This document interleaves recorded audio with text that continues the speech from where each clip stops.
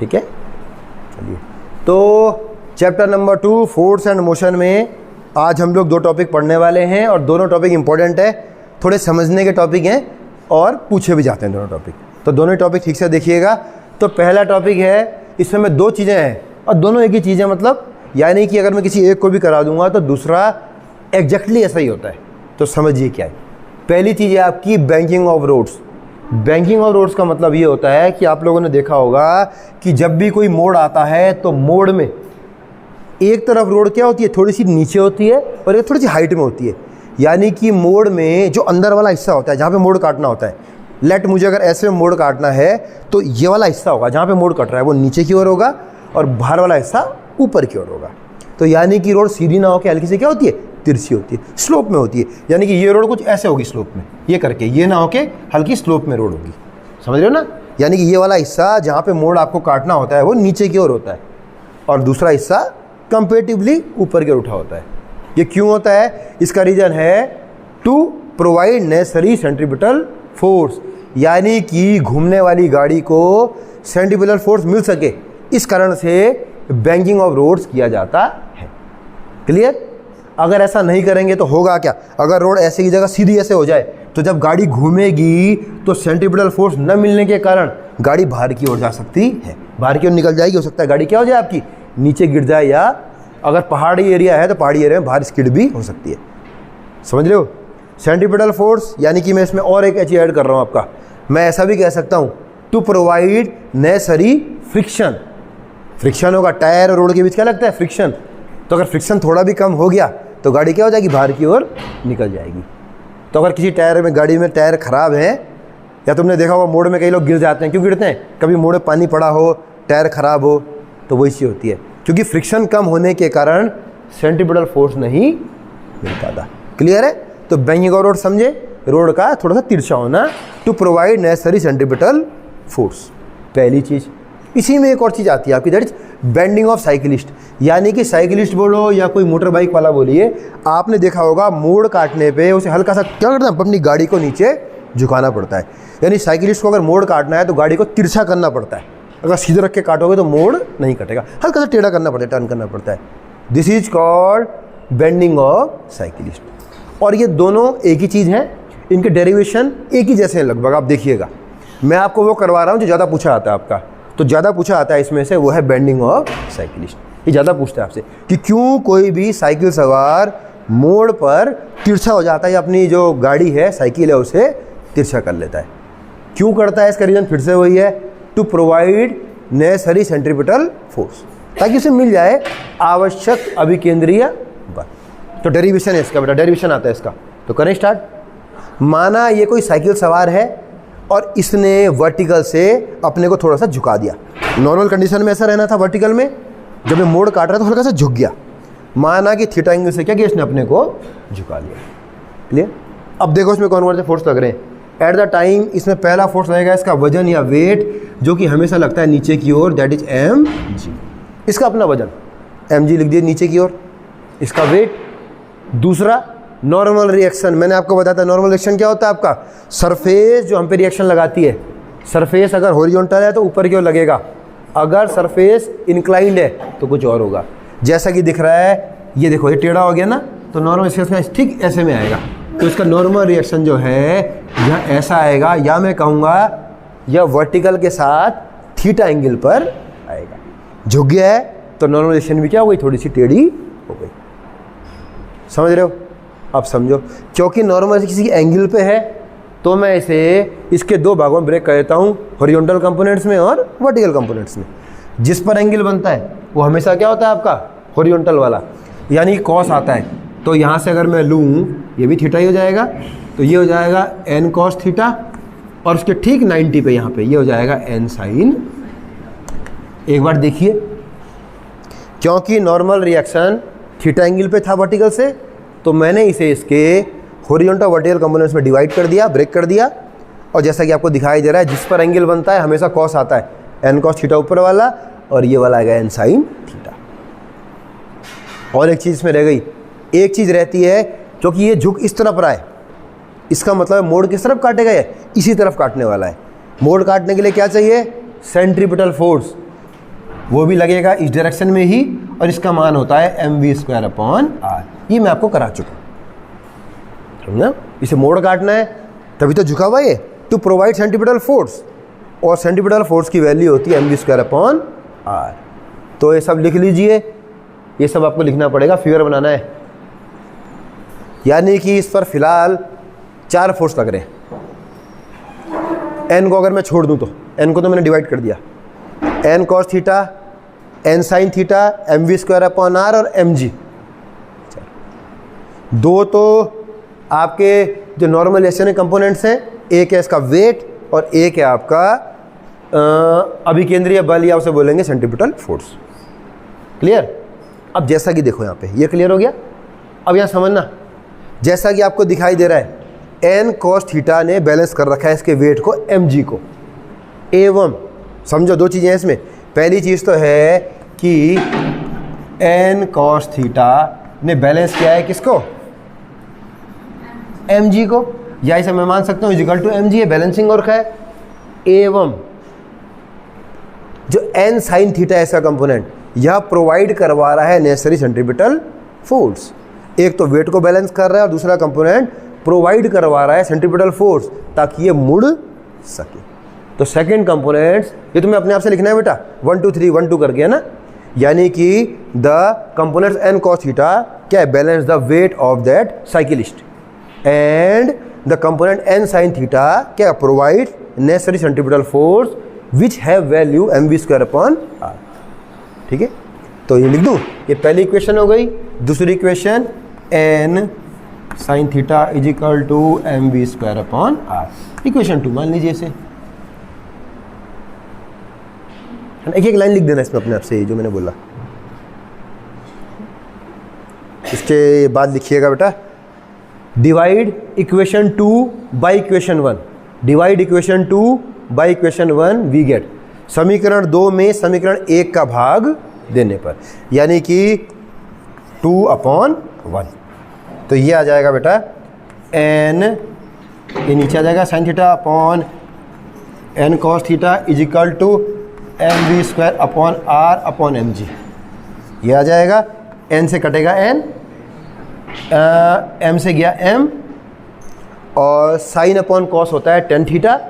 तो हमारे पास आ जाएगा ये is equal to v²/r g। ये लिख लीजिए, है ना। ये r अपॉन में था तो नीचे आ गया, देखिए देखो, tan theta is equal to है बेटा v²/r g, पीछे tan theta is equal to v²/r g। r से m से m कट गया, और sin theta upon cos theta जो होता है, इसका जो मान होता है वो होता है tan थीटा। ये अगर थोड़ा सा मैं इसे मिटा रहा हूँ, अगर इसे थोड़ा और लिखना चाहो मर्जी है तुम्हारी, वैसे यहाँ पे भी हो चुका है ये, तो ऐसा भी सकते हो, theta is equal to tan inverse, ऐसा भी लिख सकते हो, एक ही बात है ना। चाहो तो ऐसा लिख लो, बात एक ही है, यानी कि tan इधर जाएगा तो इनवर्स में आ जाएगा, बस यही है ना। इसे बोलते हैं बेंडिंग ऑफ साइकिलिस्ट, और ये भी सेम वैसा ही है। अगर आप बैंकिंग ऑफ रोड्स भी पढ़ोगे, आप देखना उसे घर में, तो सेम ऐसा ही है। ज़्यादा पूछता है आपसे सेकंड वाला। एक बार देखिए, कोई समस्या आ रही है तो बताइए मैथमेटिक्स से इसमें, और अगर ये क्लियर है तो मैं आगे बढ़ूँ। कर लोगे इसे, 2 नंबर पे आता है क्वेश्चन। अच्छा, इसमें एक चीज़ और ध्यान देना, यानी कि थीटा, थीटा का मतलब जिस कोण से हम नीचे मुड़ेंगे, जिस मोड़ से गाड़ी को नीचे हम टर्न करेंगे, किस पर डिपेंड कर रहा है? v के प्रोपोर्शनल है। v का मतलब स्पीड के, वेलोसिटी के। इसका मतलब ये है, तुम देखना, अगर किसी गाड़ी की स्पीड बहुत ज़्यादा है, वेलोसिटी बहुत ज़्यादा है, तो वो ज़्यादा नीचे की ओर बेंड कर सकता है। तुमने रेसर बाइक देखी हुई, रेसर बाइक जब चलाते हैं तो बिल्कुल झुक जाते हो, कई बार घुटने भी नहीं ज़मीन में लगते हैं आपका। तो अगर आप स्पीड से गाड़ी चला रहे हो तो जितना आप मुझे मोड़ना चाहो उतना ज़्यादा मोड़ सकते हो। तुम देखना, अगर मोड़ पे स्पीड तुम्हारी कम हो गई तो गिरना शुरू हो जाता है आदमी, क्योंकि theta is proportional to v, या v² एक ही बात है, वेलोसिटी के प्रोपोर्शनल है आपका। क्लियर है ना? तो ये ध्यान रखिएगा। मिटा दूँ, और इस यानी कि चैप्टर नंबर 2 जो सबसे बड़ा चैप्टर है, उसका लास्ट टॉपिक है आपके पास, उसे भी लिख लीजिए, एंड दैट इज इसको ध्यान से समझना है, इस अगले टॉपिक को समझने का है सिर्फ, और ये बुक्स में भी कुछ खास नहीं दे रखा है जो मैं आप पढ़ाने वाला हूँ, और आसान है काफ़ी। ये बातें कौन कर रहा है भाई?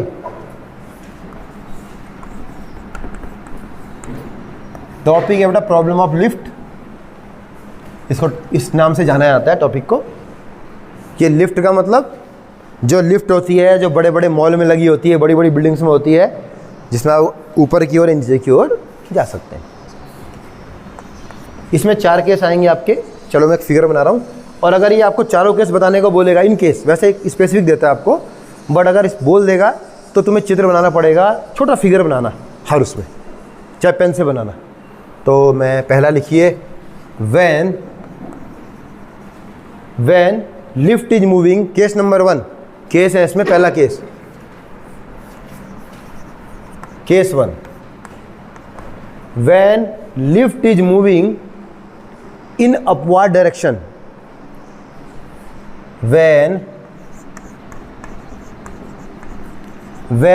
lift is moving in upward direction with acceleration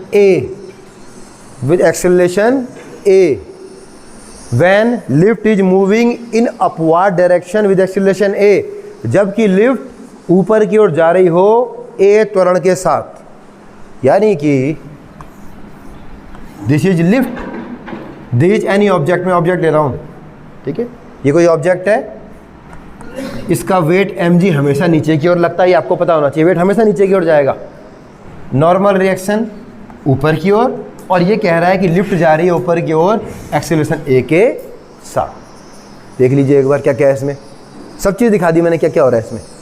normal action ऊपर की ओर, वेट mg नीचे की ओर, और लिफ्ट जा रही है एक्सेलरेशन a से ऊपर की ओर, ठीक है। अब केस क्या आता है इसमें? केस का मतलब ये है कि उसके भार के साथ क्या होगा, यानी कि सोचिए अगर संदूक की जगह कोई इंसान होता और उसके नीचे एक लिफ्ट मशीन लगी होती, वेट नापने की मशीन, तो मशीन में रीडिंग क्या आती, एक तरह से समझ लीजिए, है ना। या अगर मैं इसके नीचे मशीन लगा दूंगा तो रीडिंग क्या आएगी। अगर ये कुछ ना मूव हो रहा होता, सिंपल केस होता, तो जितना नॉर्मल रिएक्शन उतनी ही रीडिंग, मतलब वेट जो होता है वो आपको ओरिजिनल वेट आता है। इस केस में क्या होगा, करूं मैथमेटिक्स लगाओ, देखो जैसा कि दिखाई दे रहा है, n minus M G is equal to क्या है, एम ए, ऊपर की ओर जा रही है तो n minus M G is equal to A है, m इंटू ए कर लो उसे, वही वेट बन जाएगा, फोर्स। नॉर्मल रिएक्शन जो force m g weight mass into gravitation acceleration is also a force, तो इसे फोर्स देना पड़ेगा, है ना। तो मैंने m से इंटू कर दिया, तो यहाँ से n इज इक्वल टू आ जाएगा, ये इधर जाएगा प्लस में होगा एम जी प्लस ए, और बस इतना ही, केस 1 बस। यानी कि नॉर्मल रिएक्शन n बराबर एम जी प्लस ए, वेट मशीन में रीडिंग वही आएगी जो कि इसका जो कंपोनेंट है ये आपको नॉर्मल रिएक्शन प्रोवाइड करेगा। यानी कि लिफ्ट के ऊपर की ओर जाने पर आपका वजन बढ़ जाएगा, कितना बढ़ जाएगा, g तो पहले से था प्लस a से बढ़ जाएगा, जितना एक्सेलरेशन ऊपर की ओर होगा। Case 1 clear. Case 2, when lift is moving in downward direction with acceleration a, अभी भी when lift is moving in downward direction with acceleration a, lift नीचे की ओर a त्वरण के साथ जा रही है, सेम केस है, बस नीचे की ओर आ रही है अभी। देखिए अब ये से सेम फिगर है, ये नीचे की ओर बना देना, और जैसा कि अब दिखाई दे रहा है नीचे की ओर है क्योंकि, तो अब देखो क्या आएगा, एम जी माइनस एन बराबर एम ए। अभी नीचे की ओर है तो मैंने एम जी को बड़ा मान लिया, एम जी माइनस एन कर दिया, समझ रहे हो ना। इसको इधर दे दो, इसको इधर ले आओ, तो ये आएगा m ji minus m a is equal to n, minus में था प्लस में आ गया, तो एन को पहले लिख रहा हूँ मैं, तो ये आएगा एन, एम कॉमन किया, जी माइनस ए। केस 2 लिखिए, ये इधर गया, ठीक है जी, सॉरी ये इधर गया प्लस में आ गया, ये इधर गया माइनस में। यानी कि नीचे आने पर आपको अपना जो वेट है वो घटा हुआ प्रतीत होगा, वेट मशीन में रीडिंग आएगी वो कम आएगी, कितनी कम आएगी, जितना भी एक्सेलरेशन होगा वो घट जाएगा। 2 केस क्लियर। तीसरा case, case number 3।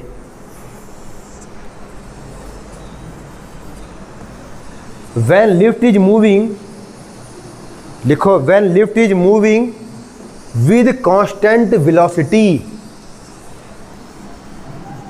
with constant velocity,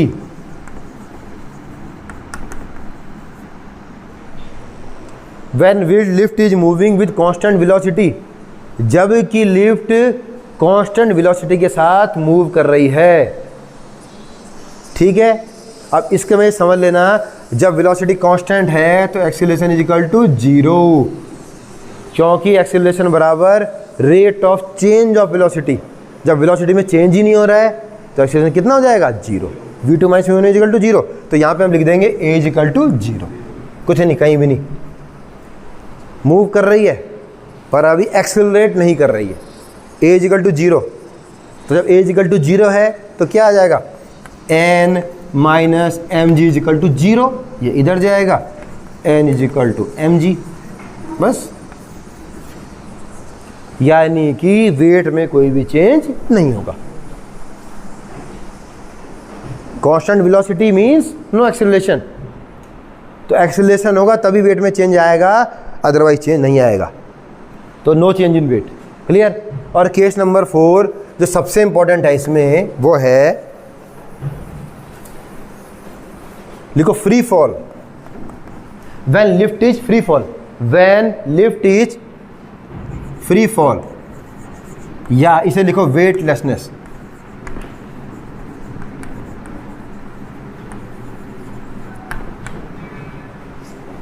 दोनों केस है। When lift is free fall, जबकि लिफ्ट मुक्त रूप से गिर रही है, इंपॉर्टेंट केस है बहुत। इसे बोलते हैं वेटलेसनेस, भारहीनता की स्थिति, भारहीनता की स्थिति, ठीक है बेटा, लिखिए। और ये आपसे बहुत पूछता है, इवन जीके में भी क्वेश्चन आता है। अब केस क्या हो गया, फ्री फॉल का मतलब लिफ्ट टूट गई। देखो लिफ्ट में होता क्या, ऊपर एक रस्सी होती है या एक जो लोहे की रॉड लगी होती है, तार लगा होता है। अब मान लो लिफ्ट टूट गई तो लिफ्ट किसके साथ गिरेगी, यहाँ पर acceleration a is equal to क्या आ जाएगा, g। अब पृथ्वी खींच रही है तो गुरुत्वाकर्षण का जो एक्सीलरेशन है या ग्रेविटी का एक्सीलरेशन है वही होगा, तो a is equal to g मान रखिए। नीचे की ओर है तो यहाँ से आ जाएगा n minus M G is equal to हो जाएगा एम जी। वैसे मेरे ख्याल से उल्टा आएगा, एम जी नीचे की ओर जा रही है ना, एम जी माइनस एन नीचे की ओर जा रही है, M ji minus N is equal to M G, ये इधर आएगा ये इधर जाएगा। तो यानी कि मैं लिख रहा हूँ N is equal to M G minus M G, N is equal to 0। लिखिए, ये इधर गया, प्लस में आ गया, इधर गया, कट गया, है ना, ठीक है। तो यानी कि नॉर्मलाइजेशन जब 0 आ गई तो कोई रिएक्शन ही नहीं लग रहा है, तो भार कितना हो जाएगा, 0। यानी लिफ्ट के टूटने पर जो मशीन है उसमें कोई रीडिंग नहीं आएगी। इस केस को बोलते हैं वेटलेसनेस की स्थिति, या मैं बोलूँगा फ्री फॉल। फ्री फॉल होने पर वेटलेसनेस की स्थिति आती है, भारीनता की स्थिति हो जाए। तो एक बार देखिए, ये 4 केस थे और इम्पोर्टेंट इसमें कोई भी पूछ सकता है। वैसे चौथा वाला सबसे इम्पोर्टेंट है, चौथा, कि कब किसी लिफ्ट में वेटलेसनेस की स्थिति हो जाती है, ये आपको समझाना पड़ेगा। Why, because of free fall, और ये समझाना है तुम्हें क्यों होता है। तो एक बार देखिए, अगर आपको ये सब कुछ क्लियर है तो हम इसे ख़त्म करें फिर। दोनों टॉपिक क्लियर? इस प्रकार चैप्टर नंबर 2 आपका ख़त्म होता है। जो पेपर में आएगा वो इतना ही पूछूंगा मैं आपसे, ठीक है बेटा। तो बस आज के लिए